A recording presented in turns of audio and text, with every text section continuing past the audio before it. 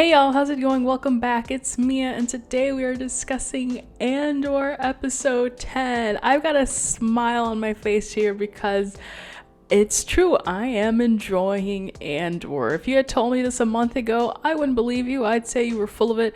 I'd say, get off of my lawn. But now, it's amazing how much they have turned. So much so that I brought a prop so that I can eat my words from episodes 1 through 3. Actually, no, I take that back. I only eat my words because I don't think I had any sort of feeling that Andor would be redeemed. I didn't have any sort of feeling that it would get any better, that they would go anywhere.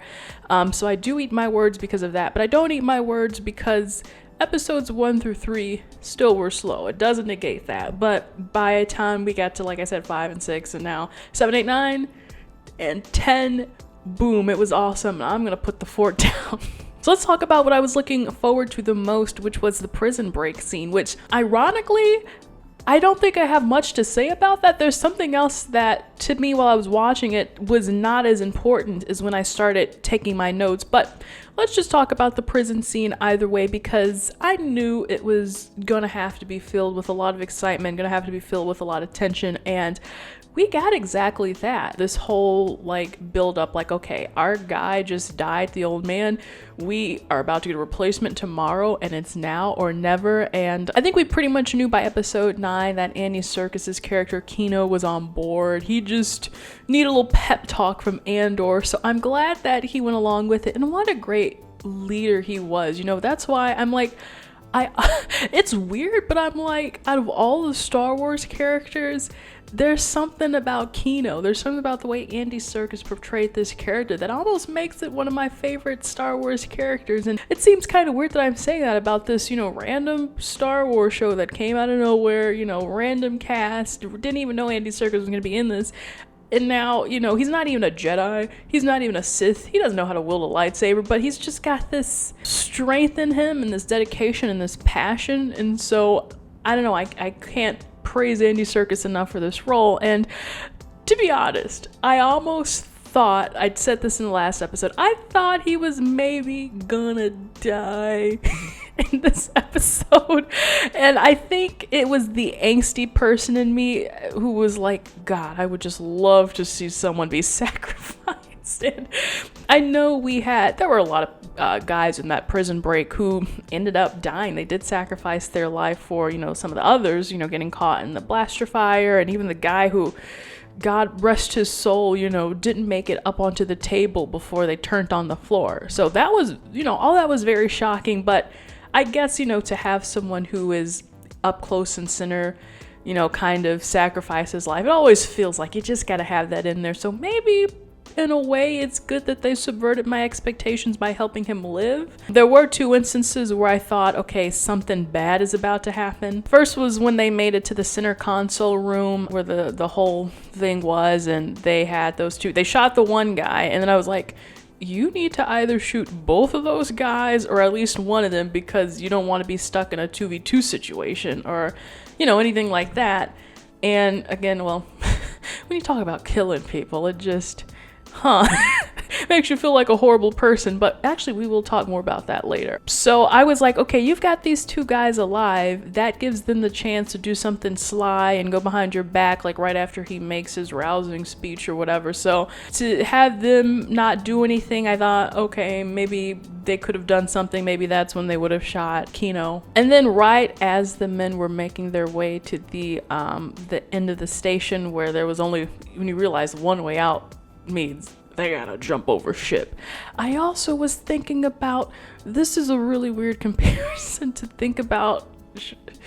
No, I'll say this because Black Panther, they talked about it in the first movie, thinking about to gain your freedom, there's only one way out, is by jumping ship like a slave. That was really interesting. How Eric Killmonger kind of talked about it at the end of Black Panther. That was just something that came to mind. But yeah, this whole episode had been just kind of really dark in a sense that where it's wow, this is their only way to get out.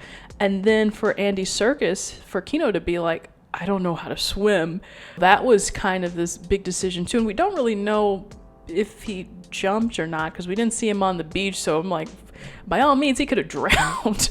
Or, I don't know, could he have gotten captured? Could he? I thought it, okay, man, you're getting ahead of yourself here. What I originally meant to say like 5 minutes ago was I thought that maybe at that point, right, as people were starting to be free, that a troop of guards would come and they would stop them or something like that, try to stop them, right? And some people wouldn't make it out. So I think the one thing that I guess where I'm getting to is that during the prison break, if the guards had fought back just a little, they couldn't all be cowards, right? They couldn't all have just, like, yeah, there were a couple of guys here and there in the hallway, but after all the prisoners broke out, they just kind of gave up. So I think that would have made it a little more compelling if there was more fight back until the very end. But otherwise, I still think it was exciting, and yeah, I guess I'm just interested to see what happens next with Andor. And then the second big sort of theme that I wanted to talk about is something that I call the dark side of the rebellion, and that's to me what the other part of this episode showed us, was that the rebellion is not just this better than thou operation. It takes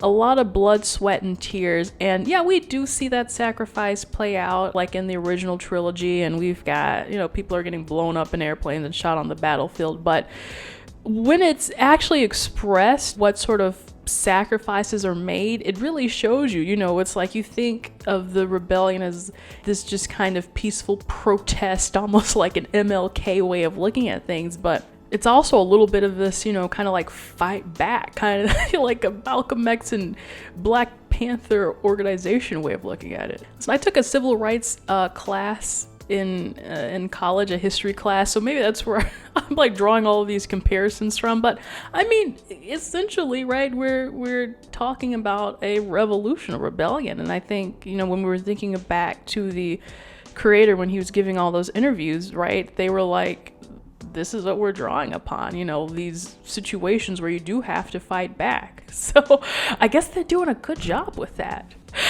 I keep staring at this fork. I'm like, why is there oh, right, eating my words. So anyway, though, so I want to start with Mon first, because she went through this and Luthen went through this in this episode. And so first of all, we've got Mon in this situation already where she's inviting a, basically a thug into her home because she needs help with her banking situation. So, already she's willing to make this sort of step in the wrong-ish shady direction. And, already her like sinking that low as a almost last resort to helping her money be moved. And it's like, just when it all seems too good to be true, like, wow, you're just gonna do this?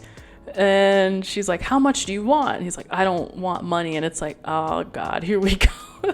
So I like that you're kind of like wondering, like, okay, what does a guy like him want, and if it's not money, is it some sort of bribery? Like, I get it. She was like, listen, I would rather pay you than know that I owe you a debt or owe you a favor. And I was like, I 100% agree with you, Mon. And so then he starts to lay out his terms, and he's like, well, I have a son. And at first I thought he was suggesting that she kind of help his son to get into the Senate, like having an office job, not like being a senator, but just kind of getting his way into politics. And I'd be like, okay, sure, I'll help your son. But then when they push the subject further, who's like, I have a son and you have a daughter.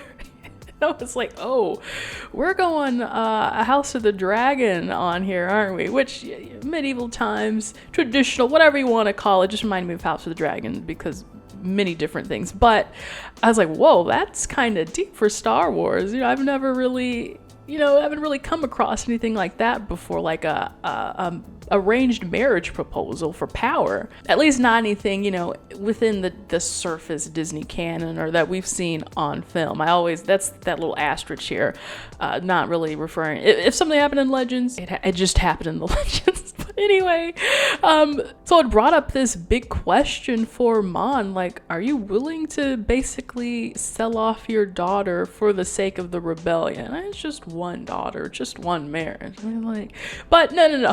I get it, right? It's like, no, especially I'm not gonna sell off my daughter to a shady guy like you. I mean, she wouldn't be marrying him, she'd be marrying his son, but still to have that business relationship with a guy like him, it'd be like selling your daughter to Jabba the Hutt Jr. or something. Who was the Clone War? You just don't want any piece of that, right?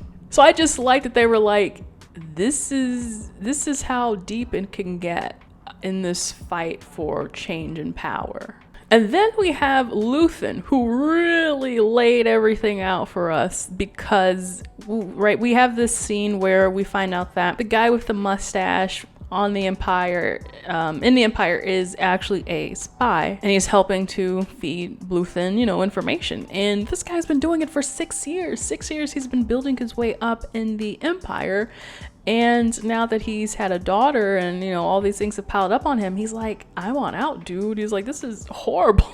It's not fun anymore. And he's like, here I am sacrificing everything, and he wants out. He's like, what have you done, Luthen? Sitting on top of your high horse, what have you sacrificed? And I was like, yeah, that's a good question. What has Luthen sacrificed? And I'm glad he answered that question, because that kind of blew the lid off of everything. And hearing him talk about everything that he sacrificed, I'm not gonna lie, kind of sounded like a Batman situation, right? Because he's talking about, like, in order to get this, he's had no love, he has had no peace, he's had no joy, no happiness, he's had to give that all up, right? Because he knows he cannot sleep until the job is done, and he knows that realistically he's probably going to die before the job is ever done, and before he can see it come to fruition.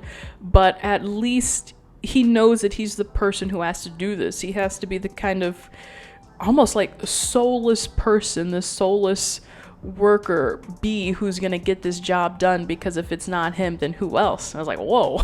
Like that right there is the dark side of the rebellion. And not just that, but even him talking about, like, he's shaken by the fact that he has to use his own enemy's tactics just to fight back again. It's not just the better than thou. It's like you really do have to fight back in this way that's gonna make this change. Like, for example, talking about how the mustache guy was like, well, there's this whole thing, Daedra's catching on to us, and there's gonna be this ambush with 50 of our guys. And Luthen's like, we're just gonna have to sacrifice those 50 guys, because now all of a sudden, if we act back, the Empire is going to become aware that the rebellion became aware of their plans, and so now they're going to catch on to you. So he's like, for the sake of the greater good, these 50 guys are going to have to be sacrificed, so that we don't let our lead slip, versus saving them and it's all happy and sunshine, which it probably won't be.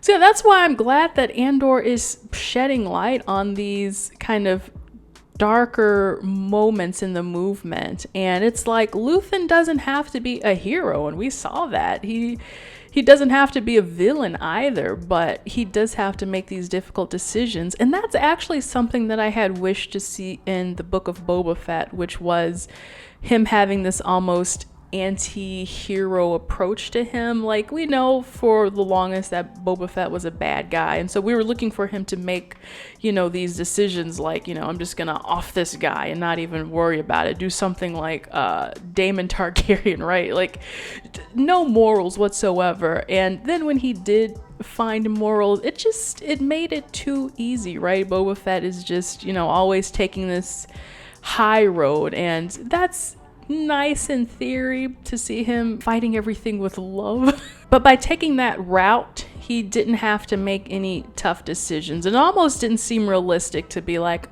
just come into my arms and let me hug you, right? There's gonna be some fight, there's gonna be some pushback to what you do. And so that's why having this sort of anti-hero approach, I think, just makes it all the more compelling, because it's more interesting to see someone have to make a difficult decision versus just being like, oh, it's just gonna be super easy, barely an inconvenience if I just, go give this guy a hug or offer him an olive branch. So take notes, Boba Fett. So now the big question is, what happens next? Because we wrapped up this prison arc, and it's like, okay, we don't really have much for anyone to do. We didn't really leave on any big events for our characters, right? Andor's out. The big mystery of that is, what is he going to do now? How long is he going to lay low? How quickly will he work with Luthen again? I'm assuming that's Luthen's whole plan, right? And what sacrifices will Luthen end up making when it comes to Andor, right? Is he just going to use him as a pawn? And, you know, I'm thinking about this, thinking about sacrificing yourself from the greater good and then making these dark decisions, like the difference between Kino and Luthen. That's a whole nother discussion. I don't have notes on it right now, but it's interesting, you know, to see, I guess, where these guys fit in next to Boba Fett. Boba Fett was just too holier than thou, though. I think he was just like a walking saint, and it deflated the fun out of everything. But there's that, and then talking about Mon Mothma as well. Like, okay, she's not gonna go to the thug guy for money, so what is she gonna do to get her money, fund this rebellion, and do what she's gotta do? So I'm looking forward to seeing what everyone is gonna do. I believe next week is the penultimate episode, and then we've got episode 12 after that, and then it's done. And so what a great ride this has been, and let me know what you guys thought about this episode, or some of the deep discussions that we had about sacrifice and sainthood and all of that. But otherwise, no, please do leave a like if you enjoyed this discussion, subscribe so you know when that next review comes out, and I will see you in the next video. Bye.